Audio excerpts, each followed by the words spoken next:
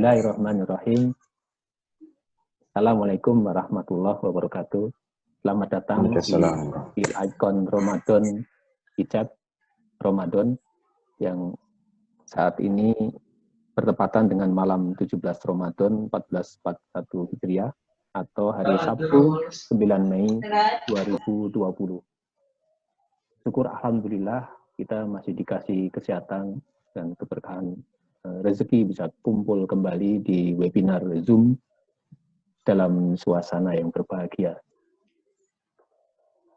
Asyhadu an la ilaha illallah wa asyhadu anna Muhammad Rasulullah. Kita sampaikan salam dan salawat kepada junjungan kita Muhammad Sallallahu Alaihi Wasallam serta keluarganya sampai kita sebagai pengikut Rasulullah sampai di akhir nanti. Baik Bapak Ibu yang berbahagia, baik praktisi ataupun sahabat-sahabat yang baru bergabung saat ini kita kedatangan tamu istimewa lagi, masih muda, di bawah 30 tahun, tapi beliau sudah malang melintang ya di beberapa komunitas, terutama di bidang konseling, termasuk keagamaan di Kota Depok dan di beberapa kota. Dan beliau juga seorang entrepreneur bersama tim keluarganya beliau. Dia 5 bersaudara, anak pertama dari Bu Nurita dan Pak Arif. Dan track record beliau juga luar biasa, sudah berkecimpung di dunia politik juga sebagian dulu pernah, dan sekarang mungkin di sosial kemasyarakatan. Baik, tanpa berpanjang kata, kita teruskan kepada pembicara utama kita, Ustadz Fikri, yang alumni Khairo kalau tidak salah. Kami persilahkan Pak Ustadz Fikri. Assalamualaikum. Ya, wahaikum jami'an tahiyatul Islam, tahiyatan mubarakatan alhamdulillah, tahiyati ahli jannah. Assalamualaikum warahmatullahi wabarakatuh. Waalaikumsalam warahmatullahi wabarakatuh. Alhamdulillahirabbil alamin. Alhamdulillahilladzi arsala rasulahu bil huda wa dinil haqq liyudhhirahu 'ala ad-din kullih wa kafa billahi shahida. Asyhadu an la ilaha illallah wahdahu la syarika lah wa asyhadu anna sayyidina Muhammadan abduhu wa rasuluhu la nabiyya wa la rasula ba'dah. Amma ba'du.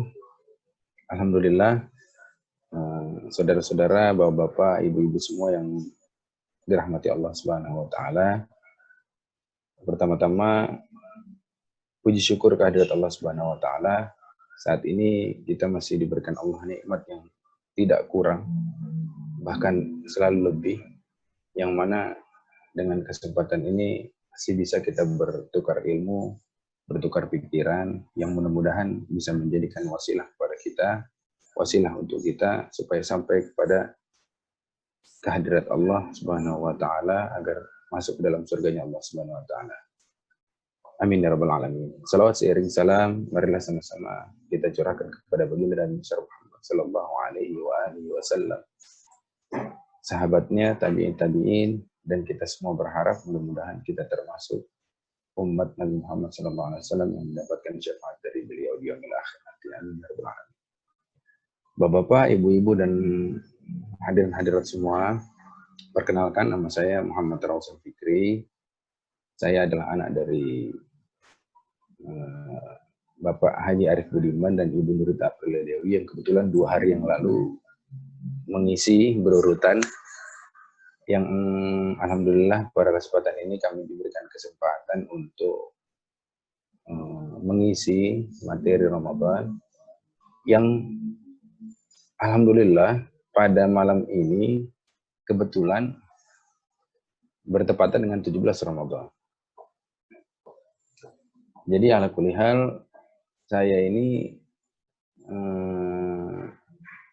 pernah bersekolah juga di Al-Azhar Kairo memang, kemudian juga pernah di PTDI di Indonesia mengambil S1, yang mana alhamdulillah orang tua saya mensekolahkan saya dari mulai SMP dan SMA saya di pesantren, yang mana saya mendapatkan banyak pelajaran bahwasanya pendidikan Islami dari kecil itu sangatlah penting. Mungkin segitu mungkin ya Pak. yang bisa saya jelaskan dari biodata, karena tidak banyak seperti Bapak, Ibu, dan hadirin sekalian semua. Jadi mungkin langsung ke materi saja ya. Ya Pak ya? Ya, siap. Sebentar. Oh ya. Oke. Saya nggak pandai perkenalkan diri soalnya. Nggak apa-apa. Jiwa yang tenang ini, judulnya. Silahkan, Pak Ustadz. Ya. Sambil ngobrol aja mungkin ya. Iya, sambil ngobrol. Bismillahirrahmanirrahim. Kalau bisa dilihat bapak-bapak sama ibu-ibu semua di situ, saya mencantumkan judul yang mungkin judulnya mudah dipahami, tapi sangat dalam untuk diartikan. Jiwa yang tenang, apa maksudnya kira-kira jiwa yang tenang ini? Mungkin kita lihat dan kita sudah sering mendengarnya, bahkan sering kali kita membacanya ayat ini. Di surat Al-Fajr, ayat 27-30, di situ Allah membahas tentang jiwa-jiwa yang tenang yang Allah panggil. Yang Allah panggil kepada Allah dengan hati yang puas dan Allah ridhoi hatinya. Dan Allah perintahkan golongan-golongan itu untuk masuk ke dalam jamaah dari hamba-hamba Allah dan masuk ke dalam surganya Allah Subhanahu wa taala. Maknanya kalau kita pikirkan, kalau kita renungi maknanya, hati itu bentuknya gaib, Pak. Mungkin bisa terlihat apabila memakai alat bantu, tapi sesungguhnya fungsinya harus kita pahami lebih mendalam. Apa fungsi hati yang dimaksud di situ? Fungsi jiwa itu apa? Maka selanjutnya, di surat Al-Ankabut, yang mungkin 2 hari yang lalu Bapak saya pernah bahas ini, kita saat ini sedang mengalami pandemi yang mana merupakan adalah ujian buat kita. Nah, ujian kita ini, di saat yang sekarang ini, mungkin ada yang berpikir bahwa ini azab buat sebagian orang, kemudian ini peringatan untuk sebagian orang, tapi sebagian yang lain melihat ini hanya sebagai polemik biasa. Tapi mari coba kita ambil dari ayat ahasiban nas ayat raku ayyaqulu amanna wahum la yuftanun. Maksudnya dari ayat itu, apakah manusia itu mengira bahwa mereka dibiarkan saja mengatakan kami telah beriman sedang mereka tidak diuji kembali? Kita mungkin Pak ya, mungkin Ibu dan semuanya sudah sering beribadah kepada Allah setiap harinya sebelum ada wabah dahsyat ini. Dengan tenang, dengan mudah, penuh kelapangan. Akan tetapi, tiba-tiba Allah ambil nikmat tersebut, Allah ganti dengan nikmat sempit. Allah ganti dengan nikmat keterbatasan. Nah, kira-kira di mana letak istiqomah kita, di mana letak keikhlasan kita untuk beribadah kepada Allah sebagaimana kita beribadah terdahulu ketika Allah memberikan nikmat kita kelapangan. Nah, saya untuk memulai diskusi kali ini, saya ada sebuah cerita yang mungkin Bapak dan Ibu sering dan sudah pernah mendengar ini. Jadi saya ambil ini dari resonansi jiwa, yang mana membahasnya tentang percakapan antara seseorang dengan tukang cukur. Tapi pembahasannya, makanya diberikan judul Tuhan dan Tukang Cukur. Pada suatu hari, ketika kita sebut Steve namanya di situ, dia pergi ke tukang cukur untuk mencukur rambutnya dan janggut. Seperti biasa, saya ambil kesimpulannya saja, mungkin bisa dibaca nanti setelahnya. Seperti biasa, semua menjadi topik pembicaraan mereka, sampai-sampai Tuhan menjadi subjek topik pembicaraannya. Yang akhirnya, tukang cukur itu bertanya. Tukang cukur itu bertanya kepada Steve tadi, bahwa, wahai Tuan, saya tidak percaya bahwa Tuhan itu ada. Wah, Steve kaget. Akhirnya Steve coba bicara, kenapa Anda bisa berkata demikian? Yang akhirnya tukang cukur itu menjelaskan dari perkataannya adalah, bagaimana mungkin jika Tuhan itu ada, masih banyak orang-orang yang terlantar, masih banyak orang yang sakit, masih banyak anak-anak yang tidak terurus, masih banyak segala bentuk penderitaan di muka bumi. Menurutnya, kata tukang cukur itu, menurut saya, Tuhan apa yang mengizinkan seperti macam itu terjadi? Segala kesakitan Tuhan mengizinkan terjadi, kenapa? Padahal yang dijelaskan di mana-mana, kata dia, Tuhan itu adalah Maha Penyayang, Maha Pengasih.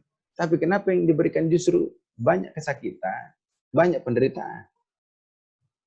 Nah, dari situ Steve berpikir dan tidak mau menjawab agar tidak lebih panjang itu pembahasannya. Akhirnya, setelah Steve selesai mencukur itu, keluar dia dari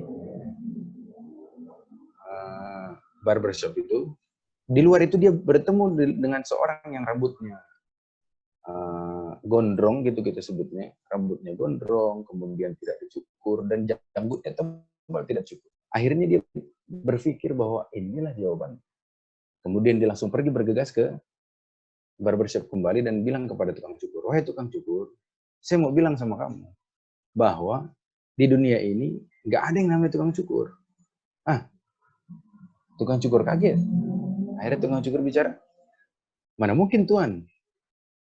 Saya ini tukang cukur. Saya di depan Anda dan saya adalah betul-betul tukang cukur.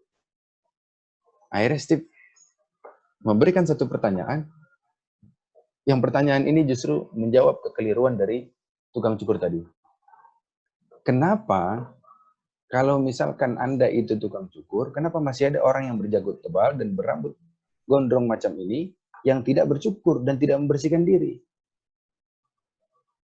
Akhirnya dia bilang, tukang cukur itu bilang, Tuan, tukang cukur itu ada di mana-mana. Yang salah adalah mereka yang tidak mau datang ke tukang cukur seperti saya untuk mencukur rambut dan janggutnya. Nah, kemudian Steve berkata, nah, itulah poinnya. Tepat itu poinnya. Apa poinnya? Bahwasanya Tuhan itu ada di mana-mana. Tuhan itu ada, melihat di mana-mana, menyaksikan di mana-mana. Tapi yang salah dari hambanya, yang salah dari umat manusia, adalah umat manusia tidak mau mencari Tuhan. Tidak mau mendekat kepada Tuhan. Makanya banyak sekali kita temukan di dunia ini, semuanya terlihatnya seperti penderitaan. Maksudnya apa? Kalau kita percaya, kita beriman kepada Allah Subhanahu wa Ta'ala, dari cerita ini yang boleh kita ambil, itu di bawahnya saya tulis kembali, itu Pak boleh diturunkan ke bawah lagi. Al-Baqarah ayat 186, saya kutip ayatnya. Wa idza sa'alaka 'ibadi 'anni fa inni qarib. Kalau kita muslim, kita bertanyakan Allah, Allah di mana? Allah di mana? Allah di mana? Kalau kita butuh tempat spesifik, kita harus kembali lagi kepada kadar keimanan hati kita. Di mana kita keyakinan kita kepada Allah Subhanahu wa Ta'ala. Yang mana Allah itu mempunyai sifat yang tidak dipunyai manusia. Coba kita ambil dari satu ayat ini. Wa idza sa'alaka 'ibadi 'anni fa inni qarib. Kalau engkau bertanya tentang aku, wahai hamba-hambaku, maka jawablah Muhammad, ini aku ini dekat dengan, tidak jauh. Ujibu da'watad da'i idza da'a. Aku mengabulkan permohonan orang-orang yang berdoa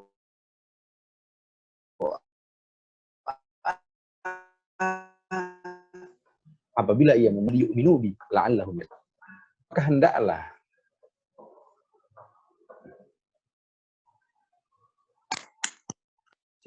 Maka hendaklah mereka itu memenuhi segala macam perintahku dan beriman kepadaku agar mereka selalu berada dalam jalan kebenaran.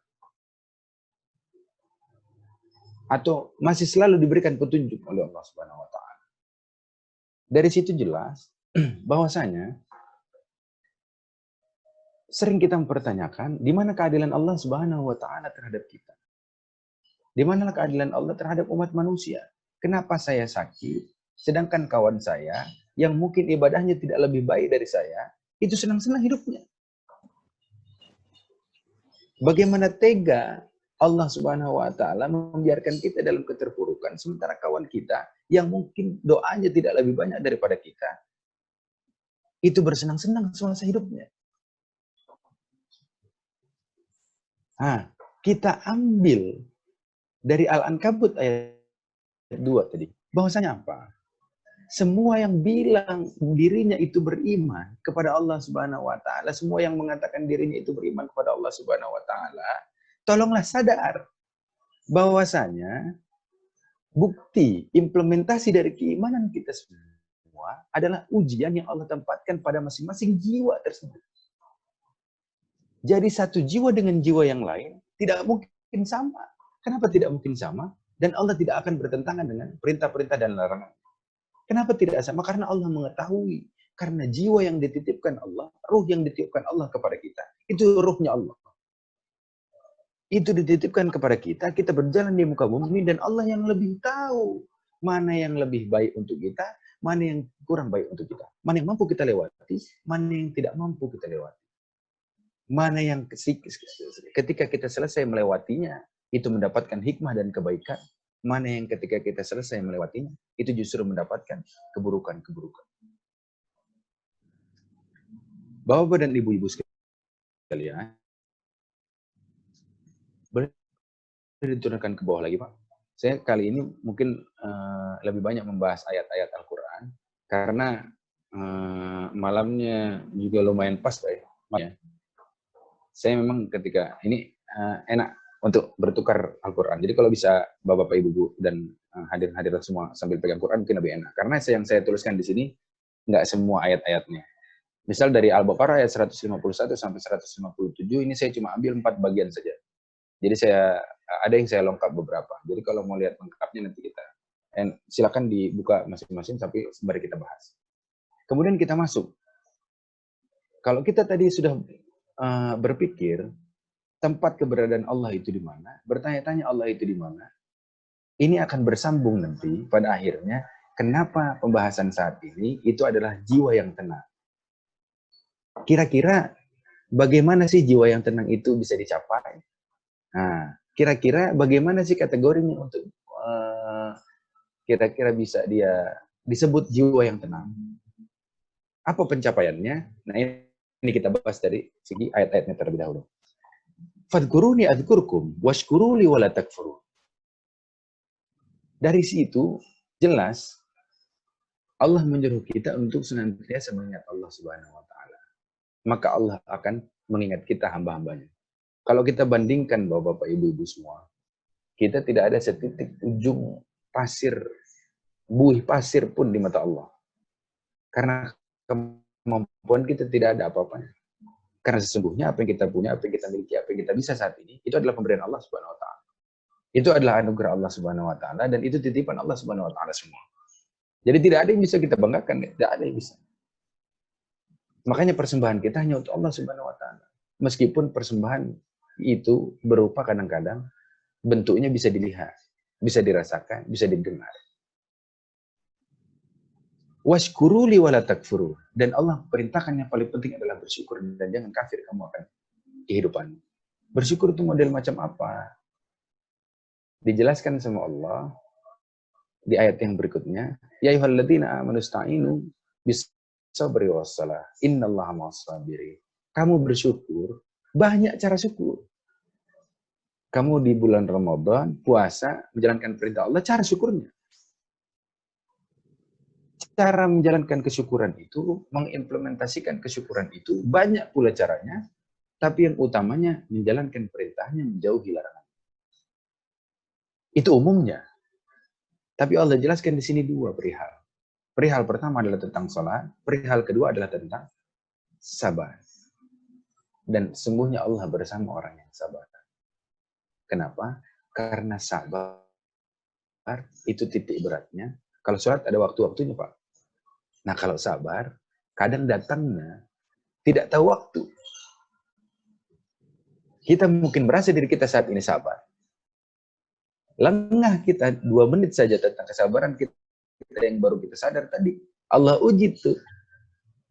Lupa kita akan kesabaran. Kenapa? Karena sifatnya hati, jiwa. Sentuhannya lembut, halus. Tidak semua bisa merasakan kecuali jiwa yang bersangkutan. Nah, lanjut ayatnya tadi. Lanjut ayatnya lagi. Ada lagi. Wala taqulu lima yuqtalu fi sabilillahi amwat bal ahya walakin la tash'urun. Nah, ini saya nggak tulis ini tuh ayatnya, saya potong dan langsung saya lompat. Wala nabluwannakum bisyai'in minal khaufi wal ju'i wa naqsin minal amwal wal anfusi was thamarat. Ketika Allah jelaskan tadi bagaimana orang-orang bersyukur itu berpegang teguh sama apa? Salat dan sabar, itu salah satunya. Nah, dan Allah sudah menyampaikan kisi-kisi. Kalau kita ujian itu seperti Allah menyampaikan kisi-kisi saat ini, di ayat ini adalah apa? Dan akan aku berikan cobaan kepadamu, ujian kepadamu berupa apa? Minal khauf, dengan ketakutan. Wal ju' dengan kelaparan. Wa naqsim minal amwal, dengan kekurangan harta. Wal anfus, kekurangan jiwa. Was samara, dan kekurangan buah-buahan. Sekarang kira-kira kalau kita rasakan ke dalam diri kita saat ini, ke dalam kondisi kita saat ini, keadaan kita saat ini, terbukti nggak Pak dan Ibu semua? Ayat yang Allah firmankan dalam Al-Quran ini, kita sedang rasakan ini. Minimal dari yang 5 tadi kategori, minimal kita rasakan 3 atau 2 atau bahkan 4. Atau bahkan kita rasakan 5-5-nya. Kenapa sedemikian ini? Allah uji, Allah coba kepada kita, itu langsung semua sekaligus. Kalau misalkan kita mau sadar, kita boleh tengok kembali ke belakang. Sebetulnya Allah uji ini sebelum-sebelumnya itu sudah jatuh juga ujiannya pada kita. Tapi kita tidak terlalu sadar. Kenapa? Karena lapang waktu kita, lapang rezeki kita, lapang pula keadaan kondisi kita. Makanya ayat ini tidak begitu berlaku kepada kita. Kenapa tidak begitu berlaku kepada kita? Karena kita tidak sadar bahwasanya ujian Allah itu sudah datang kemarin. Makanya Allah ambil ke lapangannya agar kita sadar bahwa ini ujian, kamu sedang ujian. Jangan kamu lupa bahwa saat ini hidup kamu nih, hidup kita ini semua sedang diuji oleh Allah Subhanahu wa taala. Maka Allah ambil nikmat lapangnya, Allah kasih nikmat sempitnya. Baru kata Allah, kalau kamu ingin mengetahui masuk golongan mana kamu, maka ketika kamu diuji, alladzina idza asabatuhum musibah qalu inna lillahi wa inna ilaihi raji'un. Golongan mana? Yang golongan itu yang termasuk golongan yang sabar, yang bila ditimpa musibah dia mengucapkan inna lillahi wa inna ilaihi raji'un. Ini dari Allah. Dan sesungguhnya kita semua, tempat kembali kita semua adalah Allah Subhanahu wa taala. Nah, maknanya dari yang Al-Baqarah saya bahas saat ini itu apa? Dan ibu-ibu semua. Maksudnya, kita harus belajar bahwasanya kita semua ini, semua ujian Allah itu semata-mata untuk meningkatkan keimanan kita kepada Allah Subhanahu wa taala. Tidak ada yang tidak lain dan tidak bukan. Diuji dengan kekayaan untuk meningkatkan kadar keimanan. Dengan kemiskinan pun seperti itu. Kelapangan, kesempitan pun seperti itu. Kenapa? Karena Allah tahu. Kira-kira fulan ini kalau diuji dengan kekayaan, jauh dia. Tapi kalau diuji dengan kemiskinan, dekat dia. Lebih baik aku ujilah dia dengan kemiskinan. Kenapa? Karena Allah ingin dekat dengan dia. Makanya jangan sampai kita ketika kekurangan kita memohon sama Allah, betul-betul ikhlas, betul-betul tulus, tawakal sama Allah. Tapi ketika Allah berikan kelapangan sedikit sudah lupa. Jadi jangan aneh, kenapa yang sering sholat, yang sering ibadah, sering puasa, doanya banyak, tapi nggak kaya-kaya. Karena Allah lebih sayang kita pada kemiskinan kita, lebih dekat kepada Allah, ketimbang kita dengan kekayaan kita akan jauh daripada Allah Subhanahu wa taala. Naudzubillah, cuma naudzubillah. Coba boleh diturunkan ke bawah lagi, Pak. biar kawan-kawan dan bapak-bapak ibu-ibu lihat lagi. Bahwasanya ketika kita memohon kepada Allah Subhanahu wa taala. Nah, di situ ada kita memohon kepada Allah kekuatan, Allah memberi kita kesulitan agar kita menjadi kuat. Bukan tiba-tiba, ya Allah saya pengen kuat. Kemudian Allah berikan kita badan besar, berikan kita otot yang kuat, berikan kita tenaga yang tidak habis-habis. Bukan seperti itu. Tapi bagaimana Allah memberikan kesulitan kepada kita agar bisa teruji kadar kekuatan kita di mana. Itu caranya, kesimpulannya, kalau kita minta kuat, masuk akal kan? Masuk logika kita. Masuk logikanya dari mana? Kita minta kuat, makanya kita harus tahu dulu kekuatan kita kadarnya setaraf apa. Saya kuat nih. Ya coba kamu angkat itu barbel beratnya 10 kilo. Oh saya kuat. Oh berarti kamu kuat 10 kilo. Kuat nggak kalau kamu angkat itu 20 kilo? Oh kuat tapi cukup berat ini buat saya. Nggak seperti yang 10 kilo tadi. Oke, kalau kamu angkat 30 kilo bagaimana? Oh saya tidak mampu. Berarti kemampuanmu sampai situ. Dan Allah tidak akan melebihi batas kemampuan ujiannya. Kemudian lanjut lagi. Ketika kita memohon kepada Allah kebijaksanaan, Allah memberikan kita masalah untuk dipecahkan. Masalah dari manapun. Ya Allah, jadikan kami bijaksana, ya Allah. Jadikan keputusan-keputusan kami itu bijaksana, ya Allah. Bagaimana? Bukan kita dilihat orang bagus, bukan kita di pandangan orang itu gagah, kemudian berwibawa, bukan macam itu. Tapi bagaimana di tengah-tengah permasalahan, kita bisa menghadirkan solusi, yang solusinya itu mendekatkan kepada Allah Subhanahu wa taala. Itu titik temu kebijaksanaan.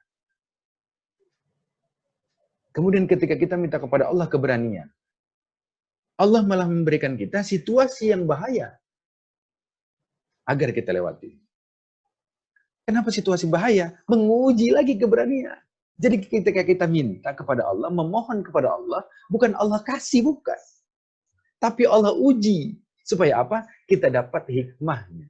Dapat ridhonya, dapat nikmatnya setelah melalui ujian. Bukan dapat yang dimintanya. Ketika kita minta kepada Allah bantuan, Allah memberikan kita kesempatan. Kesempatan apa? Ya Allah tolong aku, ya Allah tolong aku. Ya sudah. Kata Allah, aku berikan kamu kesempatan lagi. Untuk apa? Mungkin merubah diri. Mungkin membetulkan nilai ujian kamu yang kemarin yang kurang. Allah kasih lagi situasi yang sama. Allah kasih lagi situasi yang kemarin. Dan juga ketika kita meminta kepada Allah sebuah cinta. Sering kita, ya Allah, berikan cinta kepadaku, ya Allah. Seperti cintanya Nabi Yusuf. Seperti cintanya Rasulullah. Ya Allah, berikan cinta aku kepada istriku, dan sebagainya, dan sebagainya. Tapi Allah malah memberikan kita orang-orang yang bermasalah untuk kita tolong. Jadi kalau bapak-bapak dan ibu-ibu di sini semua, saya yakin pengalaman sudah luar biasa lah. Dalam kategori yang paling mengenai itu yang ini terutama. Banyak orang bermasalah yang datang untuk ditolong ketika kita memohon cinta. Jadi jangan sungkan Pak dan Ibu semua dan hadirin-hadirat semua. Ketika ada orang bermasalah, kemudian minta kita tolong, dan tolongnya itu dalam bentuk apapun sesuai kemampuan kita. Jangan pernah ditolong. Karena barangkali itu adalah yang Allah kirimkan kepada kita untuk menghadirkan cintanya Allah kepada kita. Untuk menghadirkan ampunannya Allah terhadap kita. Karena satu nikmat saja, satu kebaikan saja, Allah ganti, Allah hitung. Tidak akan Allah lupakan. Jadi jangan sia-siakan, siapapun yang Allah kirim untuk kita, yang mana harus kita pecahkan masalahnya. Jadi mungkin kalau sekarang datang masalah, orang membawa masalah, kita harus ukur dulu tarifnya. Berapa ini kira-kira orang bayar, baru saya selesaikan masalahnya. Bukan semacam itu caranya. Tapi semacam apa? Kadar keikhlasan kita untuk membantu memecahkan masalah. Kalau kita menginginkan dunia ini, Allah akan kasih kita dunia. Tapi kalau kita menginginkan Allah dan Rasulnya, Allah kasih dunia, begitupun akhirat. Kemudian yang terakhirnya, ketika kita mohon kepada Allah kesejahteraan, Allah memberikan kita akal untuk berpikir. Jadi kalau yang hidupnya sejahtera, bukan karena kemampuan dia, bukan karena bakatnya, tapi karena akalnya Allah kasih. untuk berpikir. Yang namanya sejahtera bukan mana hidupnya itu serba kecukupan, bukan mana hidupnya serba kelapangan, bukan. Tapi sejahteranya, bagaimana dia bermanfaat buat lingkungannya, juga dia tidak menjadi mudarat untuk dirinya sendiri. Itu yang namanya hidup sejahtera. Kalau kita anggap sejahtera itu diukur secara materi dan materi lagi, maka itu hanya sebatas duniawi saja. Beres dunia ini selesai, kita hadapi, di akhirat tak dapat apa-apa. Kenapa tidak dapat apa-apa? Karena semua Allah sudah cukupkan di dunia yang kita sudah minta. Dan kita harus perjelas di sini, yang Allah berikan kepada kita bukan apa yang kita minta, melainkan apa yang kita butuhkan. Jadi kita tidak menerima apa yang kita minta, melainkan kita menerima apa yang kita butuhkan. Nah, sekarang kesimpulannya, dari yang jiwa yang tenang ini, di bagian mana? Nah, kita lari lagi, Pak, ke surat An-Naml, ayat 59 sampai ayat 79 itu. Ini sampai jam berapa ya, Pak? Mau tanya, maaf.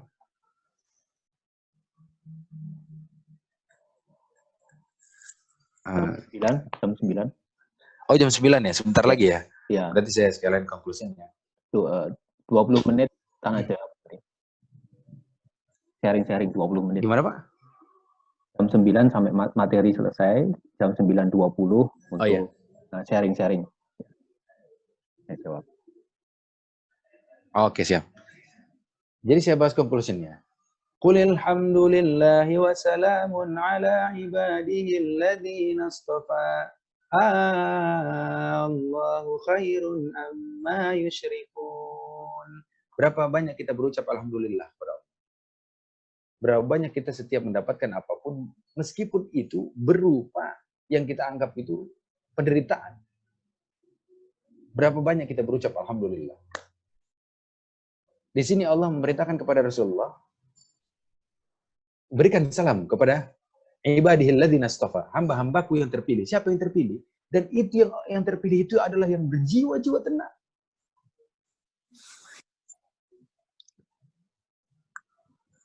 Dan beritahukan kepada orang-orang yang syirik kepada Allah atau mempersekutukan Allah, mereka menyangka Allah itu ada lawannya, ada yang lebih baik daripada Allah. Amman khalaqas samawati wal ardh wa anzala lakum minas sama'i ma'an fa'ambatna bi hadaiqa dzata bahjatin ma kana lakum an tumbitu syajaraha. A ilahum ma'allah bal hum qaumun ya'dilun. Dari tadi kita Nabi Muhammad diperintahkan untuk mengucap apa segala puji bagi Allah dan berikan salam kepada orang-orang yang terpilih. Selanjutnya, siapa yang menciptakan bumi dan langit ini siapa? Dan siapa yang menurunkan hujan sehingga tumbuhan-tumbuhan itu di bawah bisa tumbuh? Itu kalau bapak-bapak dan ibu sekalian suka ngaji surat Waqiah, di situ ada juga di surat Waqiah dibahas. Siapa yang menumbuhkan ini? Yang menumbuhkan ini, apakah kalian atau kami yang menumbuhkan? Kira-kira dari ayat ini berkesinambungannya apa? Menyadarkan kita bahwasanya Allah lah yang memainkan peran. Allah lah yang mengatur semuanya. Allah lah yang memberikan contoh. Allah lah yang memberikan bekal untuk kita. Kita tinggal jalan saja. Kita tinggal renungkan saja. Kita tinggal ambil hikmah-hikmahnya yang kita jalani hari-hari. Amman ja'alal arda qarara wa ja'ala khilalaha anhara wa ja'ala laha rawasiya wa ja'ala bainal bahraini hajiza. A ilahum ma'allah. Nah, ini penjelasannya di mana? Wa ja'ala bainal bahraini hajiza. Allah dijelaskan di dalam surat An-Naml itu. Allah yang memberikan macam apa, barzakh itu bahasa kitanya batasan yang pemisah antara laut, dua laut itu dipisah oleh Allah Subhanahu wa taala. Jadi kalau kita kaji Al-Qur'an, Pak, kaji Al-Qur'an, banyak kita temukan di situ tentang bagaimana Allah, dan itu bisa menguatkan kadar keimanan kita. Dan Allah langsung memberikan contohnya langsung kepada kehidupan pribadi kita. Dan terakhirnya itu saya kutip juga di surat An-Naml itu,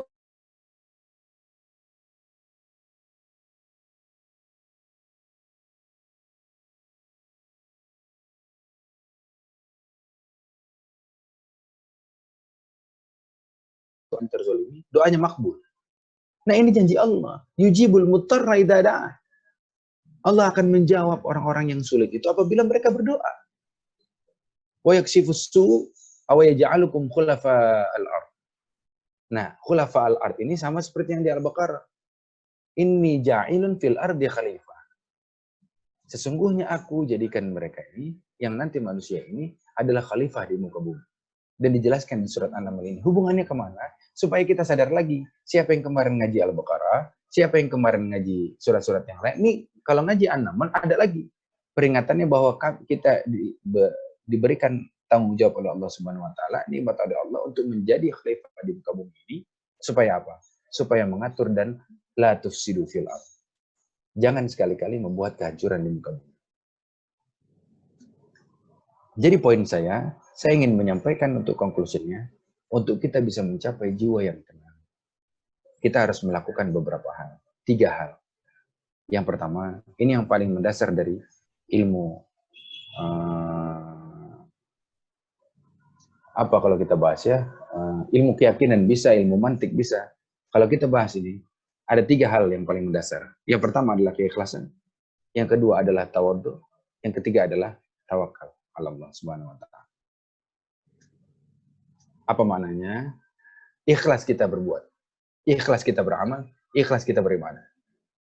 Kemudian, selepas itu beribadah, selepas kita sudah beribadah, dalam perjalanannya untuk mendapatkan apa pelajaran-pelajarannya setelah ibadah kita tadi, tawadhulah kita, tundukkan kepala kita, tundukkan kesombongan kita.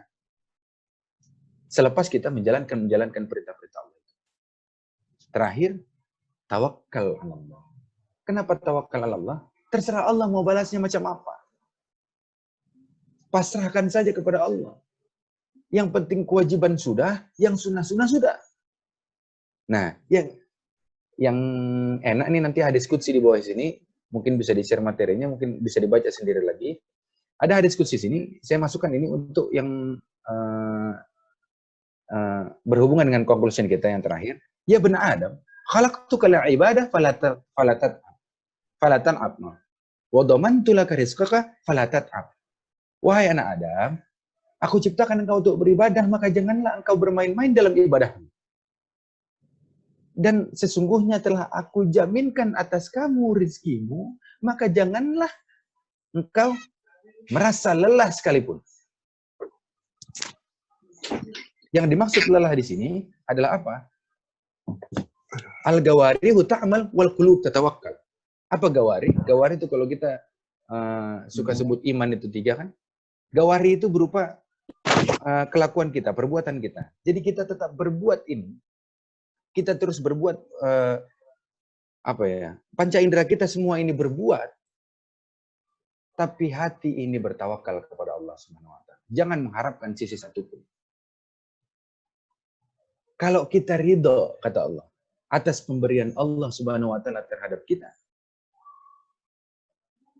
maka Allah akan tenangkan jiwa dan ragamu. Dan Allah akan menjadikan kita orang yang terpandang di sisi Allah Subhanahu wa taala. Wa kunta indi mahmuda, kata Allah. Dan engkau akan Allah jadikan orang yang terpandang di sisi Allah Subhanahu wa taala. Kalau kita ridho atas Allah yang Allah kasihkan sama kita.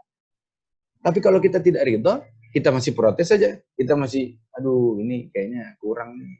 Ini kayaknya nggak cukup nih. Itu saja kita bahas, bukan alhamdulillah, bukan ridho. Maka apa kata Allah? Maka aku akan berikan dunia dan sisinya untuknya. Seperti dia mengejar hantu-hantu di malam hari. Gimana kalau kita mengejar hantu, kira-kira bisa atau enggak? Sulitnya macam itu. Ala kulihan, banyak memang yang di dalam hadis ini, hadis qudsi ini kandungannya. Silakan Bapak baca sekali-sekali, Bapak aja lagi diputar-putar lagi, nah, dibaca-baca lagi untuk memurojaah diri, agar untuk mengenal lagi siapa Tuhan kita, dan kemana jiwa kita ini bergerak.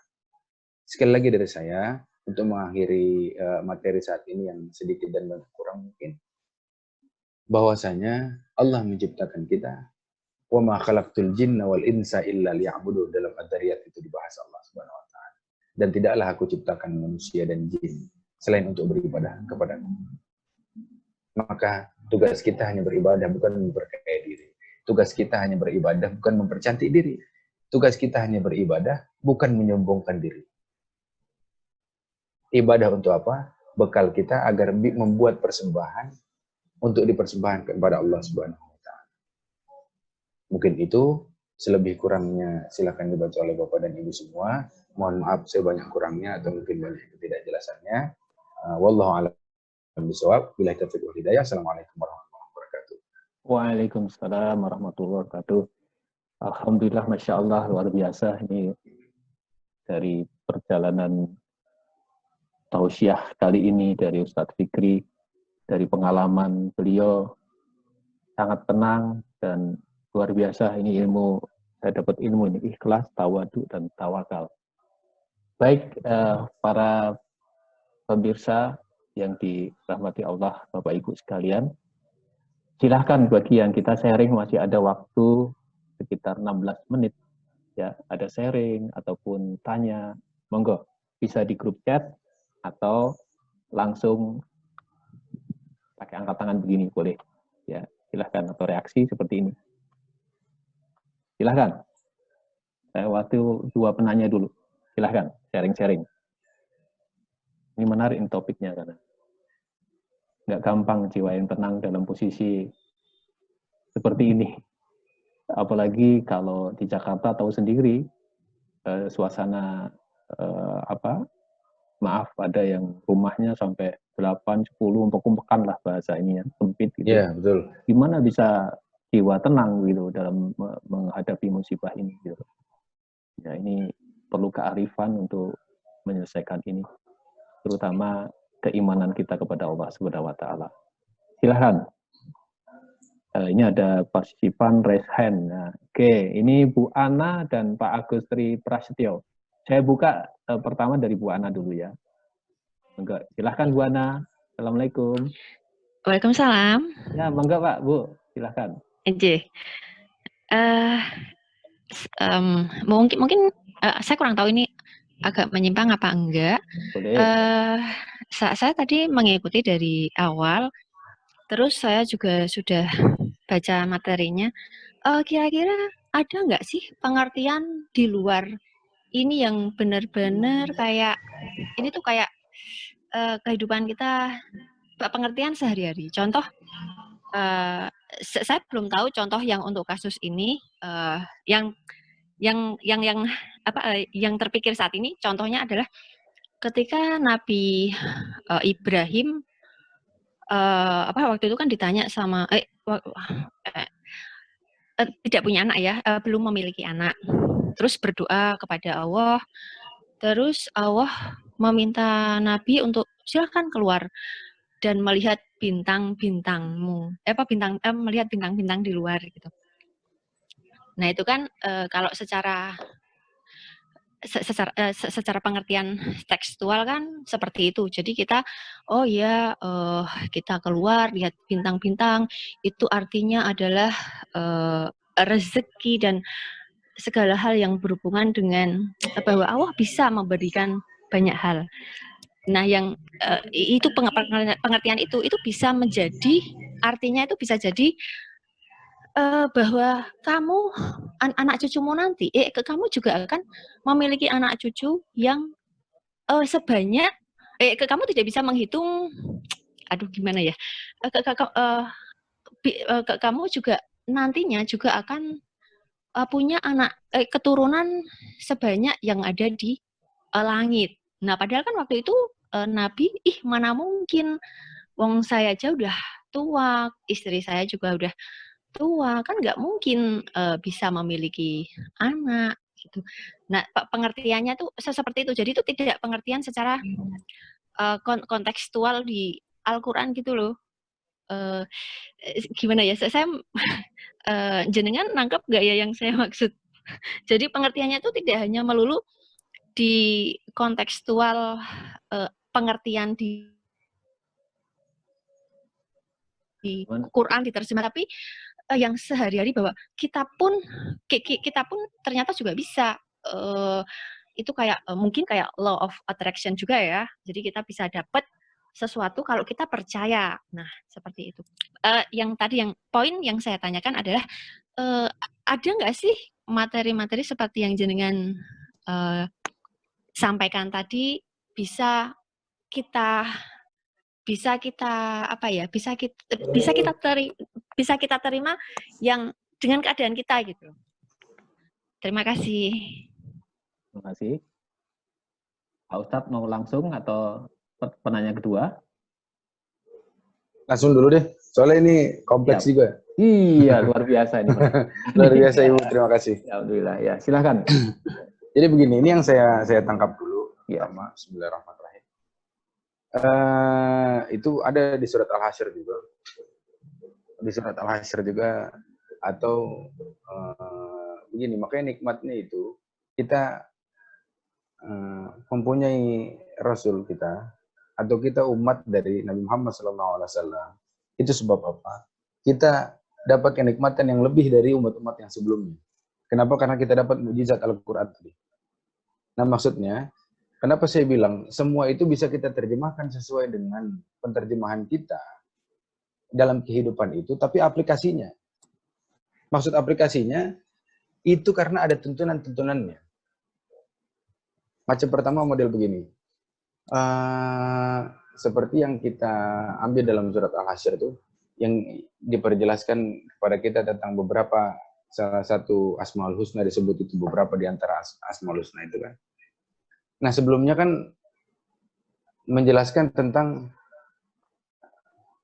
Al-Quran itu yang harusnya diturunkan, apabila diturunkan Al-Quran ini di atas gunung, kepada gunung, niscaya gunung ini akan pecah. Akan pecah, tidak kuat untuk menerima kekuatan Al-Quran ini, atau kedahsyatan Al-Quran ini. Tapi kenapa diberikan kepada manusia yang sangat lemah manusianya?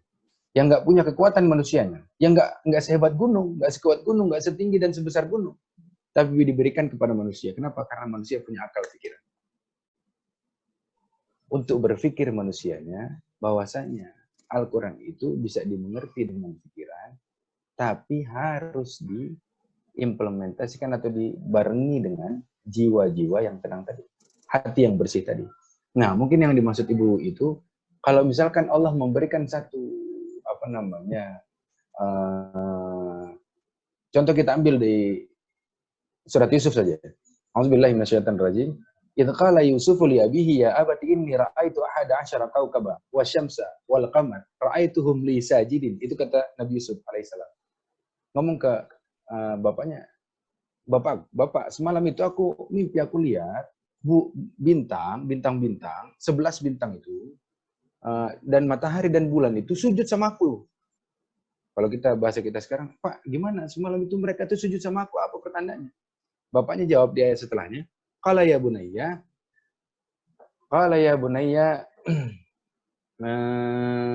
la taqsus ru'yaka ala ikhwatika fayakidu laka kaida. Inna syaitan lil insan aduhum. Maksudnya apa? Ini pertanda kamu akan menjadi utusan Allah yang berikutnya. Kenapa? Karena Allah memberikan pertanda yang tidak biasa kepada manusia-manusia yang biasanya kepada kamu.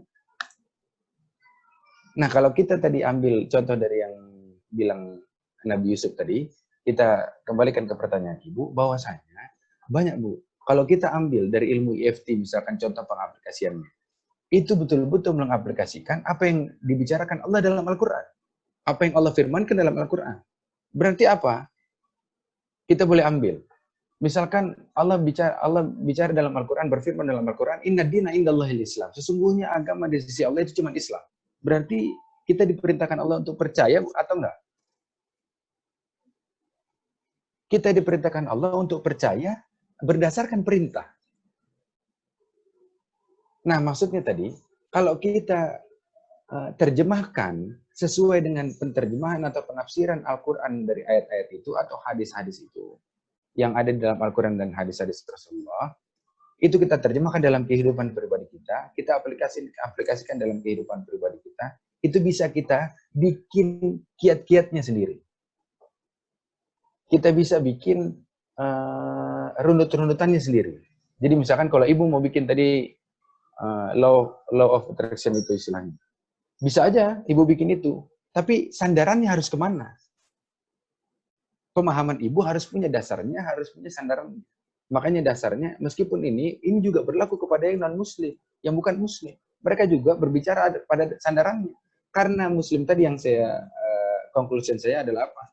Tugas kita hanya beribadah, mengumpulkan bekal, bukan menciptakan sesuatu yang baru. Bukan tidak boleh, bukan. Tapi semuanya sudah Allah ciptakan, sudah ada. Jadi kita hanya apa? Kita hanya dititipkan Allah untuk memberitahukan ini. Apa kelebihan kita? Kan cuma dititipin aja. Tapi kalau kita amanah, apa kelebihannya? Yarfa'illahu alladhina amanu minkum walladhina utul ilma darajat. Kita termasuk orang-orang yang beriman dan ilmu yang akan dinaikkan derajatnya oleh Allah Subhanahu wa taala. Jadi kalau misalkan tadi maksud Ibu model begitu, mungkin kira-kira itu jawaban saya. Jadi kalau kita aplikasikan dalam kehidupan pribadi itu, bisa aja. Ibu misalkan mau bikin dari Ibu mengkaji beberapa ayat Al-Quran, kemudian Ibu baca tafsirnya, Ibu paham dari pandangan-pandangan ulamanya, kemudian Ibu ambil contoh biar kita gampang dimengertinya lagi, kemudian Ibu buat sendiri dengan apa namanya, apa ya istilahnya, mekanisme kita punya teknis manusianya, ya silahkan gitu maksudnya. Tapi kalau misalkan yang menurut saya tadi, apa yang saya jelaskan, kemudian apa yang Al-Quran jelaskan tadi, menurut saya kira-kira tidak ada kata-kata yang ambigu. Karena rata-rata Al-Quran itu tidak ada perintah langsung, tapi perintah yang sebelumnya sudah diperintahkan, Pak. Atau Ibu. Jadi kita tinggal ikut aja. Kan sekarang nggak ada yang baru. Misalkan corona ini mungkin zaman dulu nggak ada, tapi wabah itu udah ada zaman dulu. Jadi kira-kira kalau kita lagi kena wabah, harus ngapain? Itu sudah ada zaman dulu. Kita tinggal ambil contoh aja. Jadi kira-kira kita nggak ada, Allah perintahkan untuk menciptakan yang baru, tapi kita mengikuti apa yang diperintahkan Allah dan dicontohkan Rasulullah SAW. Kira-kira itu. Subhanallah. Alhamdulillah. Terima kasih. Mudah-mudahan bisa menjawab nih keresahan dari Bu Ana ya. Kira-kira menjawab nggak itu? Menjawab, kayaknya sepertinya menjawab. Ya. Tinggal. Kemudian ini ada Oppo tadi, Bu Zakiah mungkin ya bertanya. Betul, Bu Zakiah ya. Bisa dibuka. Ada yang mau tanya kayaknya Bu Zakiah ya. Betul Bu Zakiah mau bertanya? Tadi kayaknya ada yang mau bertanya lagi? Oh Bu Zakiah, ya? Betul? Ya, sebenarnya sih tadi sudah ada sebagiannya Pak Ustadz. Cuma untuk menjelaskan memantapkan saja gimana caranya kita nih tetap istiqomah. Kita apa ya? Memang kita harus kembali semua kepada Allah. Tapi gimana ya meyakinkan hati kita untuk tetap istiqomah, apa yang semua terjadi ini semua memang kehendaknya Allah. Terus gimana nih caranya kita biar tetap istiqomah, kita percaya ini memang semua kehendak Allah, yang terjadi semua ini kehendak Allah. Gimana caranya gitu Ustaz? Kali ada istilahnya tips-tips kali ya. Tips-tipsnya seperti apa gitu. Supaya kita lebih ini lagi, lebih yakin lagi kita mensyukuri atas apa yang Allah berikan kepada kita, baik di satu kesenangan atau ujian, itu memang semua Allah sudah memberikannya kepada kita karena kita yakin itu semua dari Allah gitu. Ya, jadi tipsnya kayak gimana gitu supaya kita nih agak merasa kayak ikhlas aja gitu. Ya udah ini memang kehendaknya. Itu aja sih Pak Ustadz. Terima kasih. Baik. Ini juga sama pertanyaannya dengan Andri Lubis ya, Pak Andri Lubis. Pertanyaannya hampir mirip ya. Jadi sama ya. Kondisi-kondisi terdesak terkadang kita kalut, ketakutan dan terasa gelap segalanya. Mohon pencerahannya, bagaimana cara atau kiat konkret agar hati kita dapat segera tenang dan segera mendapatkan solusinya. Ini pertanyaan mirip ya, tapi penekanan. Siap. Terima kasih. Semoga. Bismillahirrahmanirrahim Pak. Bapak-bapak dan Ibu yang bertanya soalan ini, coba kita buka At-Tahrim. Ya ayyuhalladzina amanu, a'udzubillahi minasyaitonir rajim. Ya ayyuhalladzina amanu qu anfusakum wa ahlikum nar. Wa quduhan nasu wal hijarah 'alaiha malaikatun ghiladun syidadun la ya'sunallaha ma amarahum wa yaf'aluna ma yu'marun. Apa kata Allah di situ? Selamatkan diri-diri kalian dan keluarga kalian. Dari mana? Dari api neraka. Nah, di surat At-Tahrim juga di ayat 2 dua ayat selanjutnya, ya ayyuhalladzina amanu tubu ilallahi taubatan nasuha. Allah merintahkan kita untuk bertaubat bertaubatan dengan taubat yang sesungguh dan sebenar-benarnya. Maksud dari saya ambil kutipan ayat itu adalah hubungannya kemana? Jadi kalau saya boleh kasih kiat-kiat, kalau saya boleh kasih contoh-contoh, pernahkah Rasulullah SAW mengajarkan kita? Rasul dulu mengajarkan kita, kira-kira Rasul itu menyuruh kita menghidupkan Islam. Itu di luaran sana banyak atau di dalam rumah kita dulu? Kenapa Rasul memerintahkan kita? Dan mencontohkan juga di lingkungan terdekatnya, yakni rumahnya dan saudara-saudaranya terlebih dahulu, selain di luaran banyak. Kenapa? Karena dakwah pertama kali, dakwah ke orang terdekat Rasul, bukan ke orang-orang Quraisy yang banyak. Kenapa? Ke orang yang terdekat, supaya menciptakan dulu ku anfusakum wa ahlikum nar, lingkungan surgawi tadi.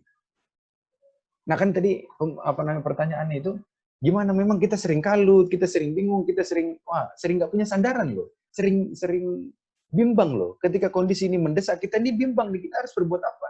Karena nggak pernah kita menciptakan pegangan dulu sebelumnya, Pak.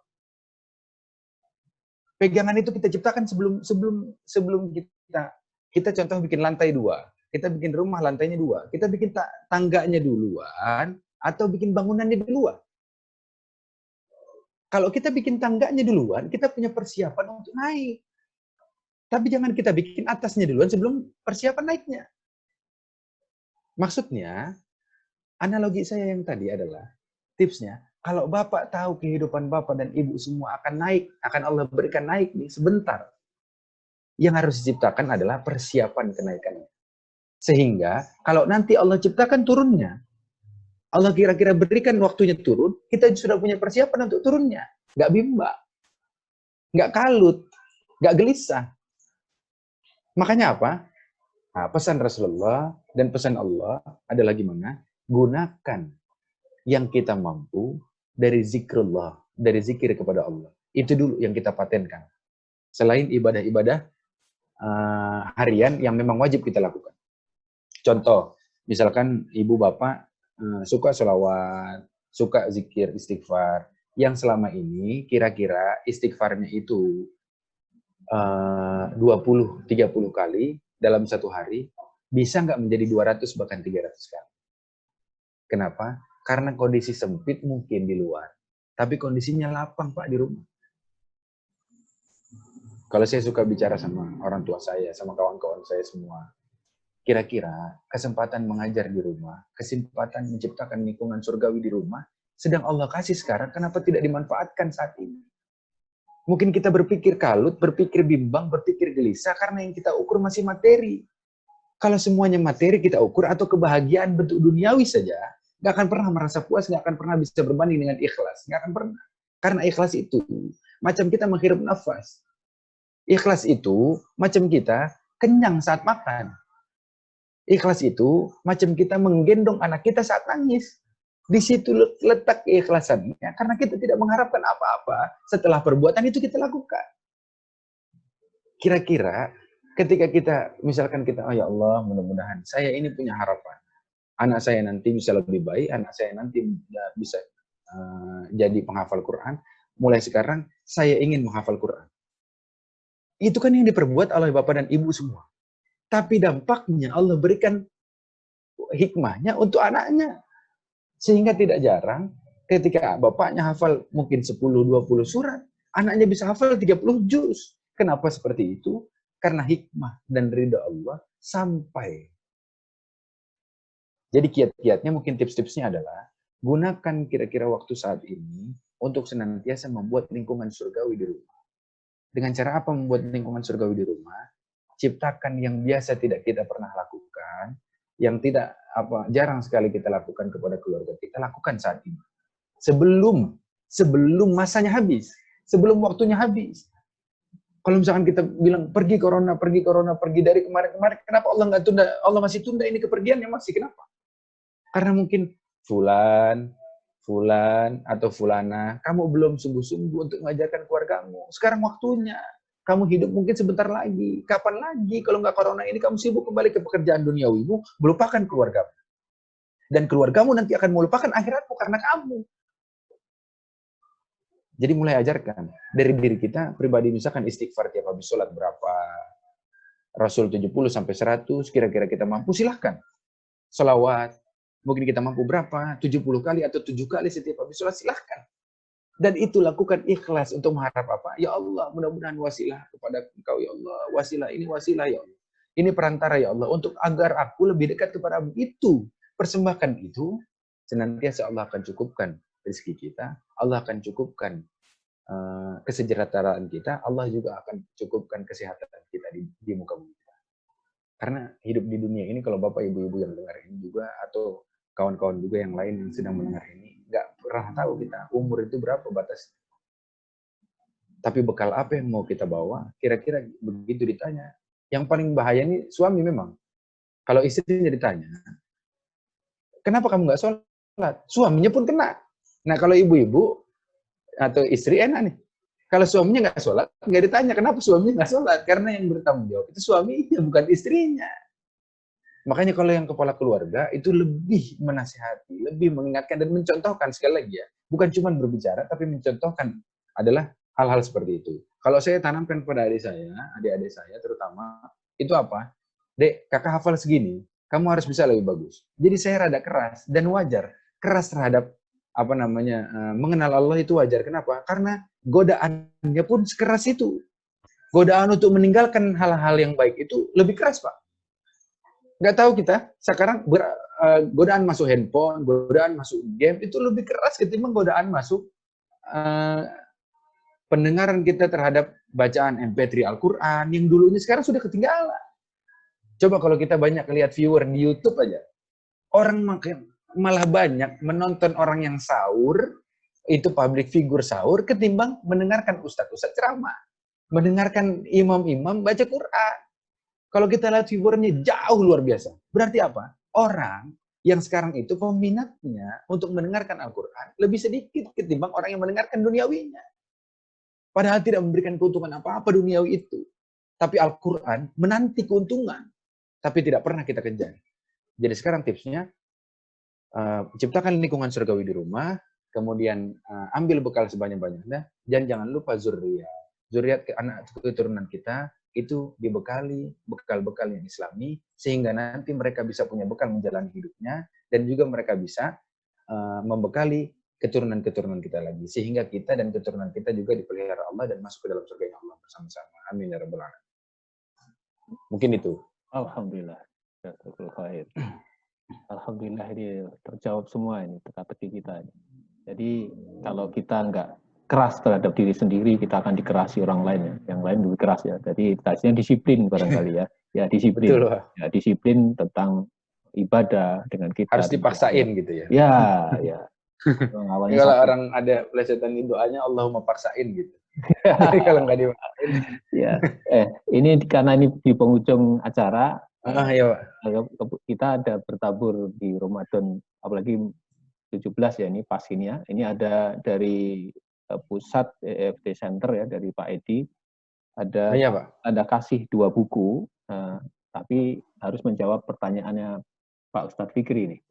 Ya. Waduh, kan saja ada 2. Jadi nanti ada buku Smart Worker sama buku Cara Sehat Abad 21. Tapi mohon maaf kalau yang kemarin sudah dapat ya tidak bisa berulang kembali ya. Jadi adil gitu ya. Ya, siapa?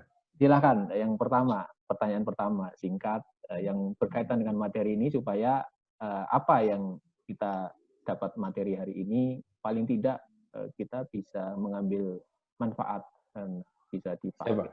Kalau yang pertama, saya nggak mau kasih pertanyaan dulu, saya mau tahu yang mau jawab dulu siapa gitu, baru saya tanya gimana kira-kira. Oh boleh, nah, boleh. Lebih unik kan? Silahkan, Jadi, silahkan. Siapa yang berani jawab gitu baru nanti. Siap. Baru saya tanya. Ya. Jadi yang angkat tangan begini ya, angkat tangan pakai reaction begini. Nah, ini nanti akan dikasih pertanyaan sama atau mungkin sharing ya kali ya dan Ustadz Fikri. Silakan. Kalau yang kemarin sudah dapat mohon maaf ya. Ya.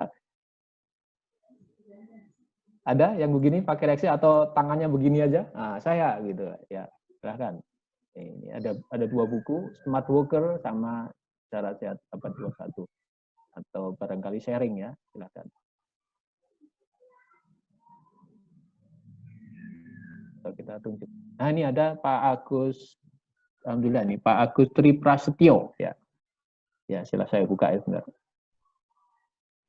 Oke, silahkan Pak Agus Tri Prasetyo bisa muncul. Ya. Ya Pak. Saya jawab pertanyaan atau saya Sebentar, ini jawab pertanyaan Pak. Kesempatannya. Ya Pak Ustadz Fikri akan ngasih ini. Saya tanya aja. Tadi saya pilih yang unik begitu karena pertanyaan saya mudah. Saya cuma minta kira-kira tolong bacakan satu surat yang Bapak suka atau ayat yang Bapak suka dari Al-Quran. Surat apa atau ayat apa aja. Bacakan kepada kita itu aja. Pertanyaan. Terima kasih. Ya. Oke. Saya paling ingat saat ini itu yang Qul a'udzu birabbil falaq min syarri ma khalaq, karena saat ini kan sedang pandemi COVID ya. Nah, itu saya sangat tertarik dengan ayat yang kedua, yaitu min syarri ma khalaq. Kata Qul a'udzu birabbil nas, Qul a'udzu birabbil falaq. Katakanlah aku berlindung kepada pemilik subuh, falak gitu ya. Aku berlindung dari kejahatan makhluk-makhluknya. Nah, ini saya sangat tertarik dengan surat itu untuk saya selama pandemi ini. Itu Pak Ustadz. Boleh dibaca Pak? Dibaca lengkapnya satu surat itu, Al-Falaq. Oh. Biar kita dengar.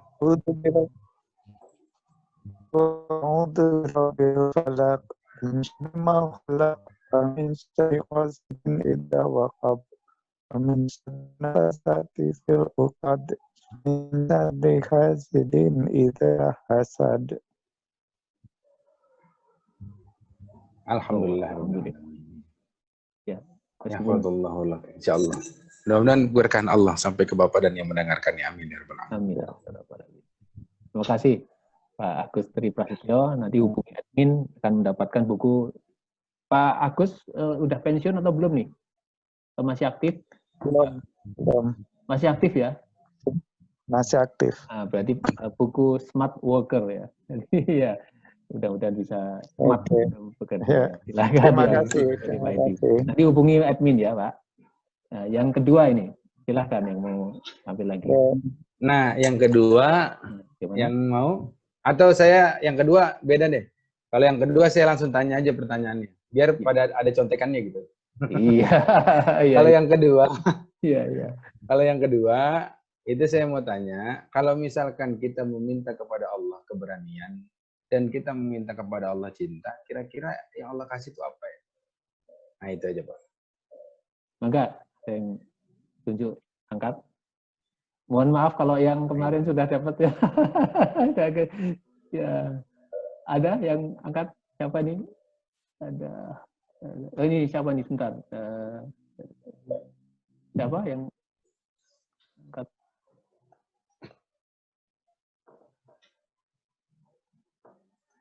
Pak, siapa? Saya belum. Kira-kira keberanian dan cinta. Nah, ini siapa nih, Bu?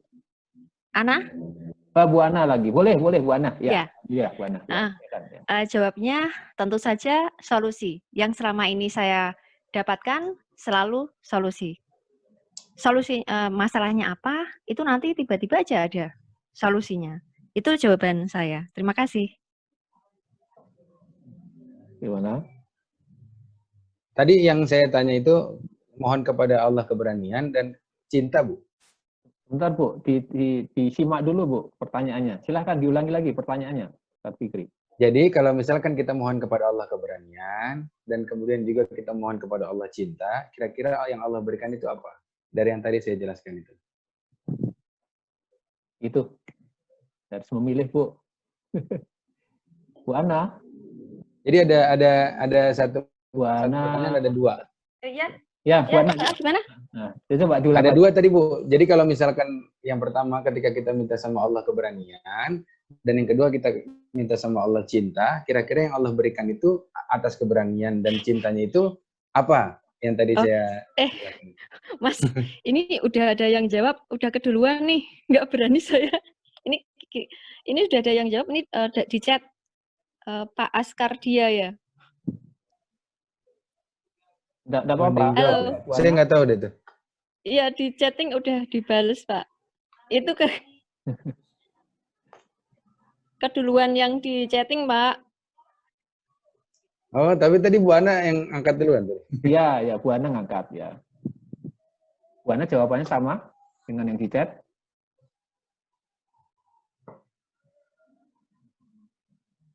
Halo, Bu Ana. Halo, ya. Gimana Bu Ana? Iya. Sama Pak, meskipun saya kayak bentrok sih, tapi oke. Sama Pak.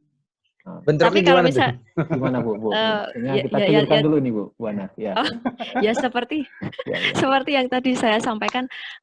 Kira-kira apa ya? Ini tadi ini kan kayaknya masih sebatas kontekstual. Kita baca Quran, artinya terjemahannya seperti itu.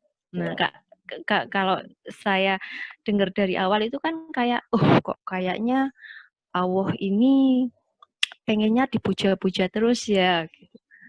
Sebenarnya kan nggak seperti itu juga sih. Hanya saja kan saya lebih sering yang terima materi seperti ini tuh kayak kok kayak kita itu kayak nggak bisa berkembang, nggak bisa lebih, maksudnya nggak bisa mengartikan, belum bisa kayak nggak ada keberanian untuk lebih luas dalam menerjemahkan ayat-ayat tersebut gitu. Tapi oke, seperti itu.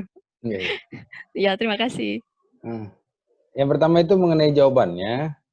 Yang pertama kan kalau kita minta keberanian itu Allah kasihnya situasi berbahaya atau ketakutan. Kalau yang cinta itu, nah itu jawabannya apa tuh? Tadi yang di bawah itu kebencian. Kebencian atau apa? Kurang tepat kebencian. Iya, kurang tepat. Jadi belum menjawab ya? Iya. Belum. Oke. Kita kasih kesempatan yang lain lagi nih. Ya. Belum menjawab, maaf Bu Ana ya, karena keresahan Bu Ana nanti akan kejawab kalau ikut pelatihan nanti. Yang lain silakan menjawab. Ya, belum. Bu Tadi dari Dokter DRH Askardia ya. Kasih kesempatan ya, Dokter Hewan Askardia, coba bisa ditampilkan ya. Pak Askar.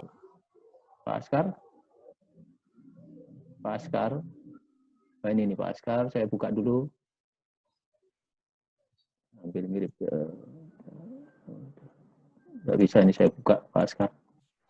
Ini. Nah, oke. Pak Askar, bisa dijawab? Ya. Pemahaman saya bahwa ketika kita meminta tentang keberanian, munculnya adalah kekhawatiran, ketakutan akan sesuatu apapun yang kita minta. Yes. Biasanya selalu betul. Ya. Yang itu betul, Pak.